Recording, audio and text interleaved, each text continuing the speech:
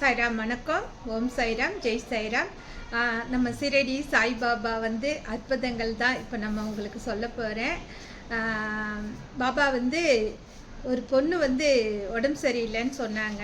அவங்களுக்கு என்னன்னா கர்ப்பப்பையில் கட்டி இருக்குன்னு சொன்னாங்க. கர்ப்பப்பையில் கட்டி இருக்குது, ஆப்ரேஷன் பண்ணுன்னு சொல்லிட்டாங்க அப்படின்னு சொன்னாங்க.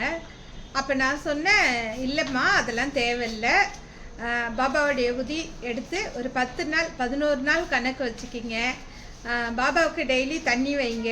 அந்த தண்ணியை வச்சு அதுக்கப்புறம் 11 நாள் அந்த தண்ணியில் உதி போட்டு குடிங்க.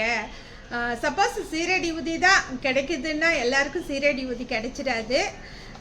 பாபா நம்மக்கிட்ட இருக்கிற பாபா மேலே அவர்கிட்ட நம்ம பாபா உதி வந்து அவர் உடம்பு ஃபுல்லாக கொட்டி மேலே வச்சுக்கிங்க. நான் அப்படி தான் பண்ணேன். ஒருத்தவங்க இருந்தாங்க, என்னுடைய ஃப்ரெண்டு.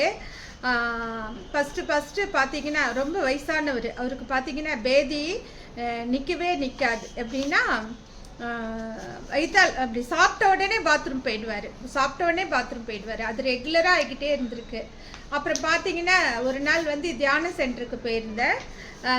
போயிட்டு இருந்தபோது அப்போ வந்து அவங்கக்கிட்ட நான் சொல்லிக்கிட்டு இருந்தேன், பாபாவுடைய புகழ் அருமையெல்லாம் சொல்லிக்கிட்டு இருந்தேன். அப்போ வந்து அவங்க சொன்னாங்க, சாய்ராம் நீங்கள் வாங்க, வந்து என்னோடய வீட்டில் வந்து நீங்கள் விளக்கேற்றி வைங்க, வாங்க நீங்கள் அப்படின்னு சொல்லிட்டு உடனே அவங்க நாங்கள் போனோம். அவங்களே அங்கே ஆட்டோ வச்சு அவங்க வந்து ஆட்டோலேயே வச்சு என்னை வீட்டுக்கு கூப்பிட்டு போயிட்டு அப்போ என்ன சொன்னாங்கன்னா, அவங்க ஹஸ்பண்டுக்கு வந்து சாப்பிட்ட உடனே பேதி போய்கிட்டே இருந்தது. அப்போ நான் என்ன செஞ்சேன்னா, பாபா இருக்கார், அவங்க வீட்டில் பாபா இருக்கார். அப்போ அது வீடியோவும் நான் போட்டிருக்கேன். அவருக்கு நடந்த அற்புதங்கள் வந்து வீடியோவும் போட்டிருக்கேன். இன்னும் ஒரு மிராக்கல் என்னன்னா, இப்போ 2-3 வருஷமாக அணையா விளக்கு எரிஞ்சிக்கிட்டே இருக்கு அவங்க வீட்டில். என்னைக்கு நான் போய் அவங்க வீட்டில் விளக்கு ஏற்றி வச்சேனோ அதுக்கப்புறம் அவங்க வீட்டில் அணையா விளக்கு எரிஞ்சிக்கிட்டே இருக்குது. அதுக்கப்புறம் பார்த்தீங்கன்னா அவங்க வீட்டில் பயங்கர மிராக்கல்லாம் நடந்தது. கேட்டிங்கன்னா ரொம்ப தூரத்துலேருந்து ஹைட்லேருந்து அவங்க பையன் வந்து ஏசி மெக்கானிக்கல் 2வது மாடியிலேருந்து கீழே விழுந்துட்டாங்க. விழுந்ததில் பார்த்தீங்கன்னா வேறு யாருக்குன்னா இருந்தால் எலும்பு உடஞ்சிருக்கும், ஏதோ எலும்பு எத்தனாவது ஒரு ஆக்சிடெண்ட் ஆகிட்டுருக்கும். ஆனால் எதுவுமே ஆகலைங்க. 2வது மாடியிலேருந்து கீழே விழுந்து அவருக்கு எதுவுமே நடக்கலை. அந்த மாதிரி நம்ம பாபா வந்து அவருக்கு போய் காவலாக நின்னாங்க. அந்த மாதிரி அதே மாதிரி தான் இப்போ நான் சொல்கிறேன் இந்த பொண்ணுக்கும். அப்போ அவர் வீட்டுக்கு போயிட்டு விலைக்கு ஏற்றிட்டு அப்பா என்ன செஞ்சாருன்னா பேதி போய்கிட்டே இருந்தது. அப்போ நான் என்ன சொன்னேன், பாபாவுடைய உதி பாருங்களேன், பேச ஆரம்பிச்சாலே பாபா வந்துடுவார். எந்த எறும்பு ரூபமாக வருவார் பாருங்கள். முகத்தில் ஒரு உட்காந்துருக்குது, இதை பாருங்க, நெத்தியில் வந்து உட்கார்ந்து தெரியுதுங்களா, மேய்ஞ்சிக்கிட்டே இருக்கு பாருங்கள். அந்த மாதிரி தான் அப்பா நம்மக்கிட்ட ஏதோ ரூபத்தில் வருவார். ஆனால் நானும் பார்த்துருக்கேன். இந்த டைம் வர்றதுக்கு வேலை இல்லை, ஆனால் நம்ம பேச ஆரம்பித்த உடனே ஒரு வருது. அப்பா அந்த மாதிரி தான் ஏதோ ரூபத்தில் வருவார் சாய்ரா.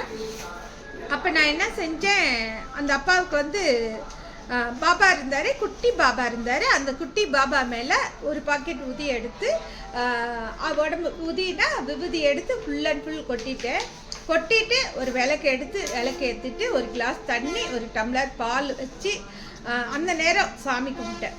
பாபாவுக்கு தீபார்த்தனை காமிச்சிட்டு அப்போ என்ன செஞ்சேன், அந்த உதி எடுத்து தண்ணியில் கிளாஸில் கலந்து அந்த அப்பாவுக்கு வயிற்றுல எல்லாம் உடம்பெல்லாம் ஃபுல்லாக தடவி விட்டுட்டு அதுக்கப்புறம் நான் என்ன செஞ்சேன், அவருக்கு ஒரு கிளாஸ் தண்ணி, அந்த தண்ணியில் வந்து அந்த அவர் பாபாவுடைய உதி போட்டு அந்த அம்மாவுக்கும் அவருக்கும் கொடுத்துட்டு அதோடு நான் வந்துட்டேன்.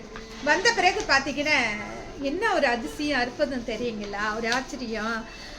மாத்திரை இல்லை, மருந்து இல்லை, சாப்பிட்ட உடனே பாத்ரூம் போய்கிட்டே இருப்பார். ஆனால் பார்த்தீங்கன்னா சுத்தமாகவே பார்த்தீங்கன்னா அப்படியே கப்புன்னு நின்று போச்சு. மெயின் வந்து பாத்ரூம் போயிடுவார். அதனால் வந்து அவர் எங்கேயுமே வெளியிலேயே போகிறது கிடையாது. பயத்தில் எங்கேயுமே ட்ராவல் பண்ணுறது கிடையாது. வீட்டில் தான் இருப்பார் எனி டைமு. அதுக்கப்புறம் என்ன ஆச்சுன்னா, நான் கொடுத்துட்டு வந்த பிறகு ஒரு வாரத்தில் கேட்டேன், நல்லாயிடுச்சு, ஒன்றும் பிரச்சனை இல்லை, நல்லாயிடுச்சு அப்படின்னு சொன்னாங்க. அதுக்கப்புறம் நிறைய மிராக்கல்லாம் இருக்குது சாய்ராம். நம்ம ஆயில் வந்து அவங்க சம்மந்திக்கு வாங்கி ரொம்ப நாள் நரம்பு சம்மந்தப்பட்ட வியாதி இருந்தது. நம்ம ஆயில் யூஸ் பண்ண பிறகு அந்த நரம்பு சம்மந்தப்பட்ட பிரச்சனையே தீர்ந்துருச்சுன்னு அதுவும் நம்ம வீடியோ போட்டிருக்கோம் நம்ம சேனலில். ஏகப்பட்ட அற்புதங்கள் பாபா பண்ணிக்கிட்டு இருக்காரு. அந்த மாதிரி தான் இப்போ ஒரு பொண்ணுக்கும் அற்புதங்கள் பண்ணியிருக்காரு சாய்ரா. அதனால் வந்து இப்போ என்னன்னா அந்த பொண்ணுக்கு நான் என்ன சொன்னேன்னா, பாபாவுடைய உதி வந்து 11 நாள் நீனு தண்ணியில் போட்டு குடி. அந்த தண்ணியில் போட்டு 11 நாள் குடிச்சிட்டு நீ போய் டெஸ்ட்டுக்கு போ, உனக்கு ஒன்றுமே இல்லைன்னு சொல்லுவாங்க. நீ கண்டிப்பாக இதை மட்டும் செஞ்சு பாருமான்னு நான் சொன்னேன். ஆனால் அந்த பொண்ணு ஒத்துக்கவே இல்லை. இல்லைக்கா, எனக்கு வந்து பாபா எனக்கு வந்து ஹாஸ்பிட்டலில் நிறைய டாக்டர்கிட்ட காமிச்சிட்டேன், ஆப்ரேஷன் பண்ண சொன்னாங்கன்னு சொன்னாங்க. ஆனால் என் மனசுக்கு என்ன பட்டதுன்னா, கண்டிப்பாக அந்த பொண்ணுக்கு ஆப்ரேஷன் தேவையில்லை, ஒன்றுமே இல்லை, அப்படி தான் கடைசி வரைக்கும். அதுவும் என்ன கட்டினா கர்ப்பப்பையில் அந்த பொண்ணுக்கு கட்டி இருந்தது. எனக்கு தெரிஞ்சுது அப்படி தான் செய்கிறாங்க தெரிஞ்சுது. நான் அதை தான் அந்த பொண்ணுக்கு சொன்னேன், ஃபர்ஸ்ட்லேருந்து லாஸ்ட் வரைக்கும் உனக்கு ஆப்ரேஷனே கிடையாதுன்னு. அப்புறம் லாஸ்ட்டாக சொன்னாங்க, இல்லைக்கா எனக்கு ஆப்ரேஷனே பண்ண சொல்லிட்டாங்கக்கான்னா. சரி, அது அவளோட திருப்தி, அவளோட நம்பிக்கை, நம்ம என்ன பண்ணுறதுன்னு நான் அதோட விட்ட பிறகு அதுக்கப்புறமா ஒரு நாள் எனக்கு நான் சொன்னேன், உனக்கு வந்து இது சரியாயிடும், அப்படி சரியாயினா நீ என்ன தருவ எனக்கு அப்படின்னு கேட்டேன். எனக்கு வந்து 1/4 கிலோ பால்கோவா வாங்கி தரணும்னு. சாய்ரா, பால்கோவா கேட்குறதுனாதிக்கு அது ஒரு ஃபார்முலா. யார்கிட்டனா அது எதனா சொல்லி நான் பால்கோவா கேட்டுட்டேன்னா அவங்களுக்கு அந்த காரியம் முடிஞ்சிருச்சுன்னு அர்த்தம், அவ்வளோதான். ஒரே ஒரு விஷயம், அந்த பால்கோவா வேணுன்றதுக்காக கேட்க மாட்டேன். பால்கோவா எனக்கு வாங்கி கொடுங்க அப்படின்னு நான் சொல்லி கேட்பேன். எனக்கும் பாபாவுக்கும் ஒரு 1/4 கிலோ பால்கோவா வாங்கி கொடுத்துடணும்னு சொல்லுவேன். சொன்ன உடனே அந்த பொண்ணு சொன்னா, அக்கா நான் வாங்கி தரேன்க்கா, அதெல்லாம் ஒன்றும் இல்லை. நான் சொன்னேன், உனக்கு ஒன்றுமே இல்லை, ஆப்ரேஷனே இல்லைன்னு சொல்லுவாங்க. அந்த 11 நாள் கழிச்சு நீங்கள் போய் பாரு, உனக்கு ஆப்ரேஷன் வேணான்னு சொல்லுவாங்க. அப்போ நீ வந்து எனக்கு அந்த மாதிரி நல்லா ஆயிடுச்சுன்னா பால்கோவா எனக்கு வாங்கி தரணும் அப்படின்னு நான் சொன்னேன். சொன்னதுக்கு கடைசி வரைக்கும் அவள் நம்பவே இல்லைக்கா எனக்கு ஆப்ரேஷன் பண்ண சொல்லிட்டாங்கக்கா, நான் என்னக்கா பண்ணுறது அப்படின்னு சொல்லி ஒரே அழுக புலம்பல் எல்லாமே. ஆனால் எனக்கு தெரியும் கண்டிப்பாக அந்த பொண்ணுக்கு நல்லாயிடும்ன்றது எனக்கு தெரியும். அதுக்கப்புறம் ஆப்ரேஷனும் பண்ணுமா, சரி பண்ணுடா பண்ணு, ஒன்றும் பயப்படாமல் நல்லபடியாக ஆகிடும், ஒன்றும் பிரச்சனை இல்லை, பண்ணிக்கோன்னு சொல்லிட்டேன். அதுக்கப்புறம் ஹாஸ்பிட்டலுக்கு போயிருக்கா அந்த பொண்ணு. ஹாஸ்பிட்டலுக்கு போன உடனே சொல்லியிருக்காங்க, டாக்டர் சொல்லியிருக்காங்க, திருப்பி போய் அதுவும் பணம் ரெடி பண்ணி எல்லாமே முடித்து கிட்ட போய் அட்மிட் ஆக போகிற டைமில் ஹாஸ்பிட்டலுக்கு போயிருக்கா. அட்மிட் ஆக போயிட்டு எல்லாம் பணம்லாம் ரெடி பண்ணி கொண்டு போய் அந்த இடத்துல பெட்டில் அட்மிட் ஆக போகும்போது டாக்டர் பார்த்துட்டு, உனக்கு கட்டி கரைஞ்சிருச்சுமா, அதெல்லாம் ஒன்றும் ப்ராப்ளம் இல்லை, இனி வந்து கட்டி வந்து குறைஞ்சிடுச்சு, ஆப்ரேஷன் பண்ணுற கண்டிஷன் அதெல்லாம் மாறி போச்சு அப்படின்னு சொல்லியிருக்காங்க. அவளுக்கு ஆச்சரியமாக ஆயிருக்குது, பாபா இப்படி மிராக்கல் பண்ணுவாரான்ட்டு. உண்மையிலேயே சொல்கிறேங்க சைரா, நான் வந்து பாபாவை பற்றி சொல்லணுன்னா அதை பற்றி நிறைய சொல்லிக்கிட்டே இருக்கலாம். நான் எப்பயுமே பாபாவை பற்றி நிறைய சொல்லுவேன். பாபான்னு சொல்ல போனால், பாபான்னு சொல்கிறத விட என்னுடைய சீரடி சாய்பாபா என்னுடைய தந்தை, அப்பா, தங்கம், வைரம், பட்டு, இப்படி தான் கொஞ்சம் நான் பார்த்தீங்கன்னா நேற்று கூட பார்த்தீங்கன்னா பயங்கரமாக எனக்கு அவருக்கும் சண்டைன்னு கூட சொல்லலாம். நான் சண்டை போடுவேன், அழுவேன். ஏன்னா எனக்கு என்ன தேவை, எனக்கு பர்சனலாக ஒன்றுமே இல்லை செய்கிறோம், எல்லாமே நம்ம தேவைகள். நான் நல்லா இருந்தால் நீங்கள்லாம் நல்லா இருப்பீங்க, நம்ம தேவைகளுக்காக தான் அவர்கிட்ட சண்டை போடுவேன், அழுவேன். ஆனால் என்ன பண்ணாலும் போனாலும் உடனே என்ன சொல்லுவார், நான் உன் கூட இருக்கும்போது உனக்கு என்ன குறை, நானே உன் கூட இருக்கேன், நான் உன்னை பார்த்துக்கிறேன், நீ எதுவும் கவலைப்படாத, அப்படி தான் அவர் சொல்லுவார். அந்த மாதிரி தான் நேற்று சொன்னார். நானும் அந்த பொண்ணுக்கு சொன்னேன்.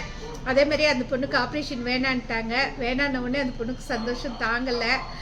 உடனே எனக்கு மெசேஜ் போட்டா, அக்கா ஃபோன் பண்ணி ரொம்ப பேசினா, அக்கா எனக்கு அழுக வந்துடுச்சு, நான் உங்களுக்கு 500 ரூபா போடுறேன்க்கா, நீங்கள் பால்கோவா வாங்கி சாப்பிடுங்க. உடனே நான் பக்கத்தில் இருக்க பாபா கோயிலுக்கு போயிட்டு பால்கோவா வச்சு படைச்சி எல்லாருக்கும் பால்கோவா கொடுத்தேன்க்கா.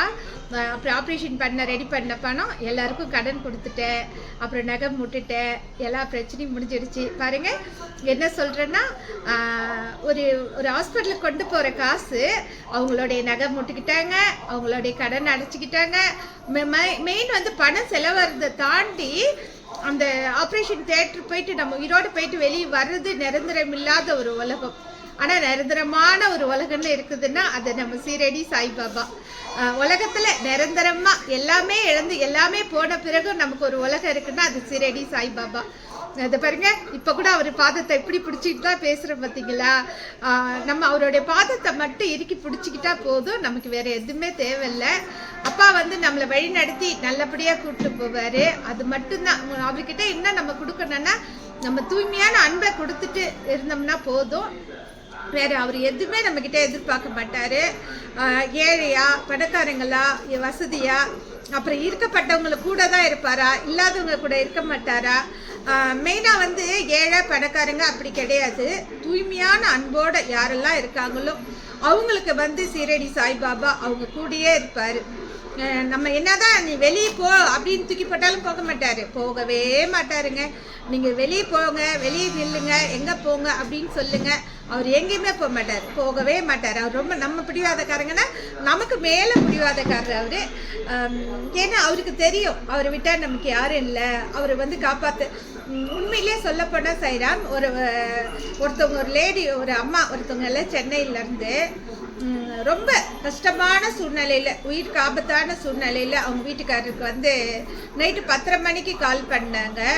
அந்த டைம் பண்ண உடனே தியானத்தில் உட்காந்து சொன்னேன், 2-3 நாள் அவங்க வீட்டுக்காரர் வெளியே வந்துடுவாருன்னு சொன்னேன். அதே 3ஆம் நாள் வெளியே வந்துட்டார். வந்து அவர் என்னெல்லாம் நான் சொன்னனோ அத்தனையுமே அங்கே நடந்துச்சு. அப்பா வந்து நான் சொன்ன அடுத்த செகண்ட் வந்து சின்ன குழந்தை மாதிரி ஓடி போய் அவர் அந்த பேஷண்ட் பக்கத்தில் நின்று அவரை தொட்டு அவரை காப்பாற்றிட்டாரு. ஏகப்பட்ட மிராக்கள்லாம் பண்ணியிருக்காரு.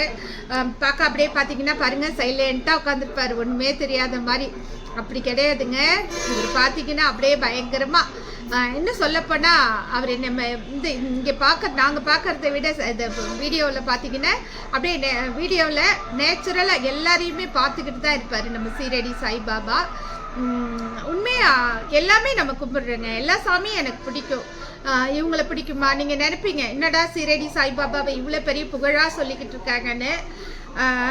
வாழ்க்கையில் எல்லாமே முடிஞ்சு போச்சு. எனக்கு அப்படியே சொல்லும் போது கண்ணு கலங்குது. எல்லாமே இழந்துட்டோம், எதுவுமே இல்லை, நமக்கு உலகமே இல்லை, யாருமே இல்லை அப்படின்னு நினைக்கும் போது வந்து கூட வந்தவர் தான் சீரடி சாய்பாபா. நம்ம எல்லாமே இருக்கும்போது வர்றது சொந்தங்கள் கிடையாதுங்க. நம்மக்கிட்ட பணம் காசு, நம்மக்கிட்ட சொத்து சுகம் எல்லாமே இருக்கும்போது தான் எல்லாருமே வருவாங்க. ஆனால் எதுவுமே இல்லாத வர நண்பர்களையும் மறக்கக்கூடாது, நமக்கு கிட்ட வர தெய்வங்களையும் மறக்கக்கூடாது. ஏன்னா நமக்கு நல்லா இருக்கும்போது நமக்கு 1,00,000 பேர் உதவி செய்யலாம், நம்ம கொடுக்கும்போது வரலாம். ஆனால் எதுவுமே இல்லை அப்படின்னு நம்ம நிற்கும் போது நமக்கு ஒருத்தவங்க வந்து உதவி செய்கிறாங்க இல்லையா, அந்த உதவி நம்ம யாருமே மறக்கக்கூடாது. நம்மக்கிட்ட யாரோ, ஏன்னா அவங்க வந்து கடவுள் பாபாவாக இருந்தாலும் நமக்கு நேரடியாக வந்து உதவி செய்வாரான்னா நேரடியாக வரமாட்டார், மனுஷ ரூபத்தில் தான் வருவார். இந்த செகண்ட் இந்த நொடி இந்த இடத்துல உட்காந்துருக்கனாலும் அவங்க எனக்கு ஒருத்தர் ஒரு உதவி செஞ்சுருக்காங்க. உண்மையிலே சொல்கிறேங்க, நான் வந்து ஃபஸ்ட்டு இருந்தது வேறு இடம், இப்போ மாறினது வேறு இடம். ஆனால் இந்த இடத்துல இந்த செகண்ட் நான் இருக்கேன்னா இந்த பில்டிங் ஓனரும் என்னுடைய தெய்வம், அவரும் சீரடி சாய்பாபாவுக்கு ஈக்குவல் தான் சொல்கிறேன் நான். ஏன்னா நமக்கு யார் என்னென்னா நான் சொல்கிறேன்னா, நான் தான் சொல்கிறேனே நம்மக்கிட்ட எல்லாமே இருக்கும். ஏன்னா நம்மக்கிட்ட பணம் காசு பேரு புகழ் எல்லாமே இருக்கும்போது அப்போ நிறைய பேர் நம்மளை தேடி வருவாங்க. நிறைய பேர் நமக்கு அதான் நிறைய சொல்லியிருக்கேன் நான் வீடியோவிலையும். எப்படின்னா பணம் காசு நிறைய இருக்கும்போது வந்து உதவி செய்வாங்க. அதான் சொல்லியிருக்கேன். ஒரு ஃபங்க்ஷன் போனால் கூட, ஒரு ஃபங்க்ஷன் போவோம், அது சொந்தக்காரங்களாக இருக்கலாம், யாராக இருந்தாலும் இருக்கலாம், அந்த ஃபங்க்ஷனுக்கு போவோம். அந்த இடத்துல பார்த்தீங்கன்னா எல்லாமே ஒரு அக்கா தங்கச்சி சரி சமமான ஒரு சொந்தமாக தான் இருப்பாங்க. அதில் பார்த்தீங்கன்னா கொஞ்சம் நல்லா வசதியாக இருக்கிறவங்கள மட்டும்தான் அந்த சபையிலேயே அந்த கண்ணுக்கு தெரியும்.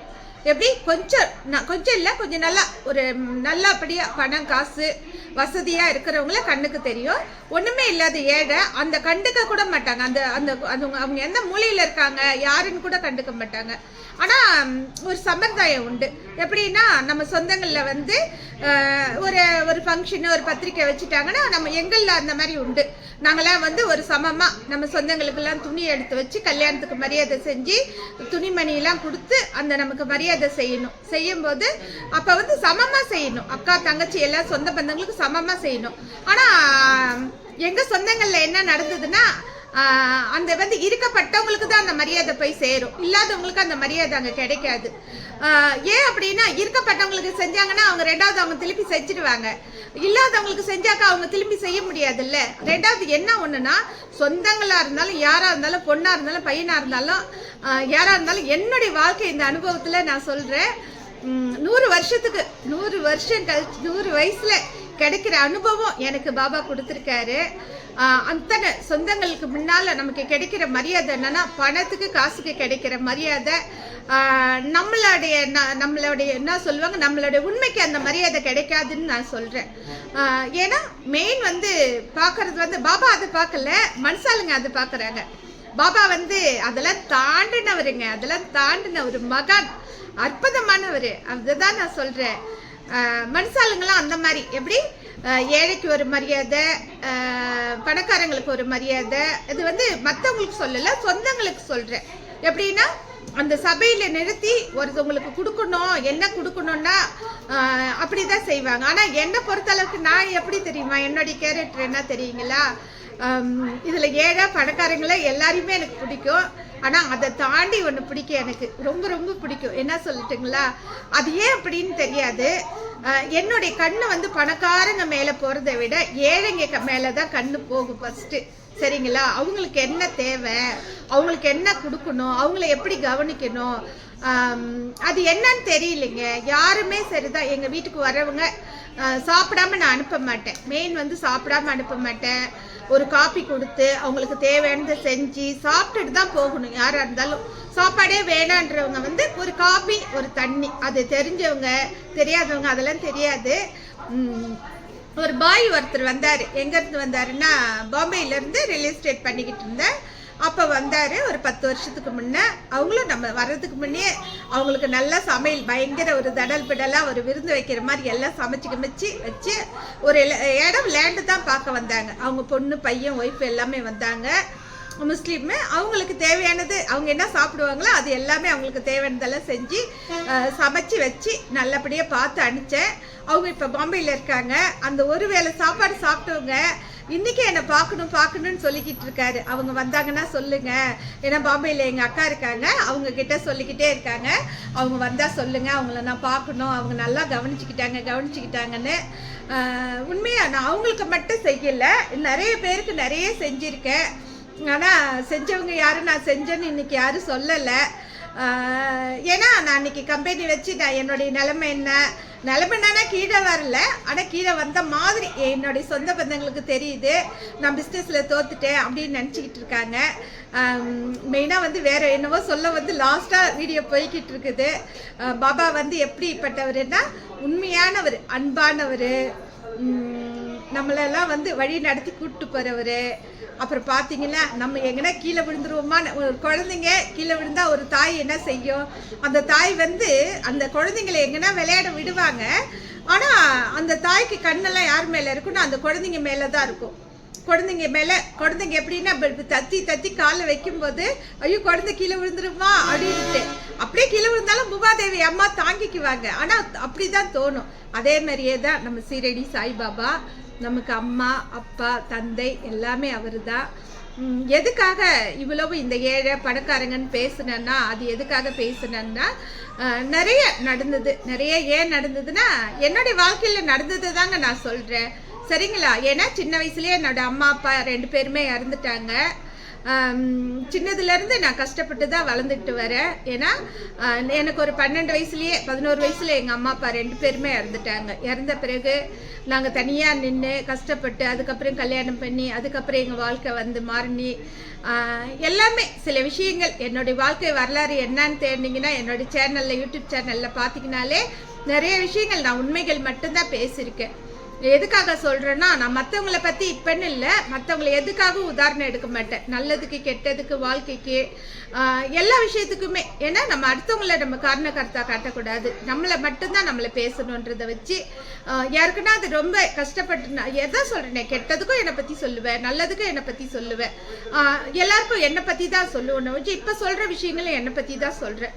எதுக்காகனா பணம் காசு இருக்கிறவங்களுக்கு தான் மரியாதை கிடைக்கும், இல்லாதவங்களுக்கு எதுவுமே கிடைக்காது. ஆனால் பணம் இருக்கிறவங்களே அப்பா பார்த்துக்குவார், பணம் இல்லைனாலும் பார்த்துக்குவார். ஆனால் அவருக்கு என்ன தேவை தெரியுங்களா, நம்மக்கிட்ட வந்து சொல்லப்போனால் அந்த உண்மையான அன்பை அவர் தேடுவார். உண்மையான அன்பு அவர்கிட்ட நம்ம வந்து எதுவுமே அவர்கிட்ட நம்ம மறைக்கக்கூடாது.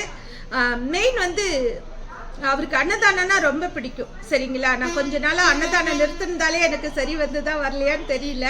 ஆனால் திரும்பி நம்ம அன்னதானம் தொடங்க போகிறோம், அதெல்லாம் நீங்களும் பார்ப்பீங்க. மெயின் வந்து அவங்க வந்து அவருக்கு வந்து நம்ம அடுத்தவங்க மேலே அன்பு காமிக்கிறது ரொம்ப பிடிக்கும் அவருக்கு. அவரே அன்பானவர். ஏன்னா அவர் வந்து யாசகம் வாங்கி அடுத்தவங்களுக்கு கொடுத்தாரு. அவருக்காக வாழ்ந்தவர் இல்லை. அவர் வாழ்ந்த காலம் ஃபுல்லாகவே நமக்காக நம்ம மக்களுக்காக வாழ்ந்துட்டு போனவர். வாழ்ந்துட்டு போகலை, அவர் இன்னும் நம்ம கூட இருக்காரு. ஏன்னா அவர் வந்து அன்பானவர். இந்த ஏழை பணக்காரங்க இதெல்லாம் தாண்டி அவர் வந்து மனுஷ ரூபத்தில் நம்ம கூட நடந்துக்கிட்டு இருக்காரு சீரடி சாய்பாபா. எதுக்காக நான் பேச வந்து அதான் சொல்கிறேன், பாபாவை பற்றி பேசினா பாருங்கள் நிறைய வீடியோ ஓடிக்கிட்டே இருக்குது. இப்போ அந்த பொண்ணு பேசின ரெக்கார்டு நான் சரிங்களா. அவர் அந்த மாதிரி பாசக்கார பட்டுக்குட்டி இது, பாசக்கார வைரக்குட்டி இது, பாசக்கார அன்புக்குட்டி இது. பாருங்க அப்படியே அப்பாவுடைய பாதத்தை எல்லாரும் பிடிச்சிக்கிங்க. அப்பா கிட்ட உடனே எதுனாலும் ஹாஸ்பிட்டலுக்கு போயிடாதீங்க, நோய் நொடி இருக்குன்னு பயப்படாதீங்க. அப்படியே அவர் வந்து கும்பிடுற முறையெல்லாம் நான் உங்களுக்கு அடுத்த வீடியோவில் சொல்கிறேன். இப்போ அந்த பொண்ணு பேசின ரெக்கார்டை மட்டும் போடுறேன் பாருங்கள். சைராம் இன்னும் பேசுனா நிறைய பேசலாம், பேசிக்கிட்டே இருக்கலாம் அவரை பற்றி. இருந்தாலும் பாருங்கள். நன்றி சைராம். அனைவருக்கும் வணக்கம். இப்போ ஒரு முக்கியமான விஷயத்தை பற்றி உங்ககிட்ட நான் ஷேர் பண்ண போகிறேன். பாபா செஞ்ச ஒரு பெரிய மிராக்கள், இறை சக்தியின் அபாரமான அற்புதமான செயல் அப்படின்னு தான் சொல்லணும். அதை பற்றி உங்களுக்கு நான் ஷேர் பண்ணிக்க போகிறேன். என்ன அப்படின்னு பார்த்தா, கொஞ்ச நாளுக்கு முன்னாடி எனக்கு ஒரு கட்டி இருந்தது. அது ட்ரீட்மெண்ட் மூலயமா மாத்திரை மருந்துகள் மூலயமா சரி பண்ணலாமான்னு சொல்லி டாக்டர்கிட்ட கேட்டேன். இல்லை ஆப்ரேஷன் தான் பண்ணணும்னு சொல்லிட்டாங்க. மனசு ரொம்ப கஷ்டமாயிடுச்சு. எனக்கு ரெண்டு மூணு ஆப்ரேஷன் பண்ணியாச்சு வேற வேற விஷயங்களுக்காக. இப்போ திரும்பவும் ஆப்ரேஷன் பண்ணணும் அப்படின்னு சொன்னது மனசு ரொம்ப கஷ்டமா போச்சு. நான் பாப்பா கிட்ட போய் அழுத, சாமி கிட்ட அழுகும்போது எனக்கு வந்து இந்த ஆப்ரேஷன் வேண்டாம், எனக்கு ஏன் இவ்வளோ கஷ்டம் அப்படின்னு சொல்லிட்டு ரொம்ப கஷ்டமா இருந்துச்சு. நான் ஃபீல் பண்ணேன். ஓகேவா. அதுக்கப்புறம் சரி, எனக்கு முன்னாடி குழந்தை 2 பாப்பா இருக்கு. அது பிறந்த போது ஆப்ரேஷன் பண்ணாங்க இல்லையா, அந்த டாக்டர்கிட்ட கன்சல்ட் பண்ணேன் இது சம்பந்தமா. அவங்களும் சொல்லிட்டாங்க இல்லை இதுக்கு சர்ஜரி தான் பண்ணி ஆகணும் அப்படின்னு சொல்லிட்டாங்க. உடம்புல ரத்தம் கொஞ்சம் கம்மியா இருந்துச்சு. எனக்கு கொஞ்சம் அலர்ஜி, கொஞ்சம் கஷ்டமாயிடுச்சு. அலர்ஜினா பயத்துல ரொம்ப என்ன பண்றது அப்படிங்கிற ஒரு பயம் வந்துருச்சு. அப்போ என்னாச்சு, கால் பண்ணி எஸ்பிஆர் ஹெராயில் அந்த அக்காட்ட பேசிட்டு அப்போ அவங்க சொன்னாங்க, பாபா ஒரு ஊதிய தண்ணியில போட்டு குடி அப்படின்னு சொன்னாங்க. நீ வந்து வேண்டி குடி, எல்லாம் சரியாயிடும் அப்படின்னு சொன்னாங்க. சரின்னு சொல்லிட்டு அப்புறம் இன்னொருத்தவங்க பாபா, நான் வந்து பாபா ரொம்ப பிடிக்கும். பாபா டிவோட்டிஸ் கிட்ட பேசுவேன். பாபா கோயில் சம்மந்தப்பட்டவங்ககிட்ட நான் பேசுறது உண்டு. அப்போ வந்து ஒரு அக்கா ஒருத்தவங்க இருக்காங்க, நீரஜான்னு சொல்லி. அவங்களும் சொன்னாங்க என்னன்னா வந்து பாபா ஊதிய பூசிக்குவாங்க, தண்ணியில போட்டு குடிங்க, ஓம் சித்தநாத சிவஜோதியை போற்றி அப்படின்னு ஒரு மந்திரம் இருக்கு, அதையும் சொல்லி 11 நாள் விளக்கேற்றி வச்சு 108 முறை சொல்லுங்க அப்படின்னு சொல்லி. ஓகேவா. பாபாவே இது எனக்கு தெரியப்படுத்துற மாதிரி எனக்கு தோணுச்சு. சரின்னு அவங்க சொன்ன மாதிரி நான் செஞ்சேன். அதுக்கு மறுபடியும் நான் டாக்டர்கிட்ட போன போதும் டாக்டர் என்ன சொல்லிட்டாங்க, இல்லை செஞ்சு ஆப்ரேஷன் பண்ணி தான் ஆகணும் அப்படின்ட்டாங்க. ரொம்ப வருத்தமா இருந்தது. இருந்தாலும் இறைவன் விட்ட வழி இதுதான் அப்படின்னு சொல்லிட்டு நான் வந்து ரெடி பண்ணிட்டு பொங்கல்லேருந்து பொங்கல் கழிக்கட்டும் போய் ஆப்ரேஷன் பண்ணிக்கலாம் அப்படின்னு சொல்லிட்டு 2 நாள் கழிச்சு ஹாஸ்பிட்டலுக்கு போனோன்னு சின்ன ஒரு செக்அப் அதுதான் பண்ணாங்க. பண்ணிட்டு டாக்டரை பார்க்க உள்ள போய் டாக்டர் என்ன சொல்லிட்டாங்க, செக் பண்ணி பார்த்துட்டு கட்டி சின்னதாயிடுச்சு, ஆப்ரேஷன் பண்ண வேண்டாம் அப்படின்னு சொல்லி திருப்பி எங்களை அனுப்பிட்டாங்க. நான் போகும்போது ரொம்ப ஃபீல் பண்ணிட்டு காலையில எழுந்து சச்சரிதம் படிச்சுட்டு பாபாவை கும்பிட்டுட்டு, நான் வணங்கும் சிவபெருமான், மாரியம்மன், பாபா இவங்கெல்லாம் கும்பிட்டுட்டு எல்லா சாமியும் என் இஷ்ட தெய்வங்கள் குலதெய்வங்கள்லாம் வணங்கிட்டு நான் அதுக்கப்புறம் தான் ஹாஸ்பிட்டலே போனேன். பணம் ரெடி பண்ணிட்டு எனக்கு கூட இருக்கிறதுக்கு எங்க அக்காவையும் வர சொல்லிட்டு அதுக்கப்புறம் ஹாஸ்பிட்டலுக்கு போனேன். போய் இந்த விஷயம் கேள்விப்பட்டதும் இப்படி கூட நடக்குமா, இவ்வளோ சக்தி, இப்படி ஒரு சக்தி, நான் ரொம்ப வருத்தப்பட்டேன். என் வலி ஒரு பக்கம், பணம் ரெடி பண்ணணுன்ற சுச்சுவேஷன் ஒரு பக்கம், மேல நிறைய ஆப்ரேஷன்ங்கிற ஒரு ஃபீலிங், கவலை, இது ஒரு பக்கம், எல்லாம் வந்து என்னை வந்து கஷ்டப்படுத்துச்சு. நான் எதிர்பார்க்கவே இல்லை இப்படி ஒரு மிராக்கள் நடக்கும் அப்படின்னு சொல்லிட்டு. அத்தனையும் வணங்கும் தெய்வங்கள் செஞ்சு வச்சாங்க. பாபாவாலையும் சிவபெருமானாலையும் வணங்கும் என் மாரியம்மனாலையும் இத்தனை நல்ல விஷயங்கள் நடக்குது. தயவு செய்து எல்லாம் ஒரு பாபாவோட உதிய, அது சாய் சச்சரிதத்துல பாபாவோட உதிய பத்தி ஒரு அத்தியாயமே இருக்கு. ஓகேவா. அதுல பாத்தீங்கன்னா பாபாவோட உதியின் மகிமையை பத்தி சொல்லியிருக்காங்க. எவ்வளவு அற்புதங்களை அதிசயங்களை செஞ்சது அந்த உதியத்தை பத்தி சொல்லியிருக்காங்க. தயவு செய்து யாரும் உடம்பு ஏதாவது பிரச்சனை, இல்லை வலி வேற ஏதாவது பிரச்சனைனாலும் சரி, ஒன்றும் கவலைப்படாதீங்க. பாபாவோட உதவியை வேண்டி தண்ணியில் போட்டு அதை பாபாவோட ஓம் சாயி நமோ நமக, ஸ்ரீ சாயி நமோ நமக, ஜெய் ஜெய் சாயி நமோ நமக, சத்குரு சாயி நமோ நமக இந்த மந்திரத்தை சொல்லி பாபாவை வேண்டி உங்களுக்கு என்ன பிரச்சனையோ அதை சொல்லி அது நிவர்த்தி ஆகும், சரியாகும் சொல்லி வேண்டி அந்த புத்தி தீர்த்தத்தை குடிங்க. உங்க லைஃபே மாறும், நல்லது நடக்கும். ஓம் சாய்ராம், ஜெய் சாய்ராம். சாய்ராம், நன்றி, வணக்கம். ஓம் சாய்ராம், ஜெய் சாய்ராம். எல்லா புகழும் சிரடி சாய்பாபாவுக்கே என்ன இந்த வீடியோ முடிச்சுக்கிறேன். நன்றி, வணக்கம்.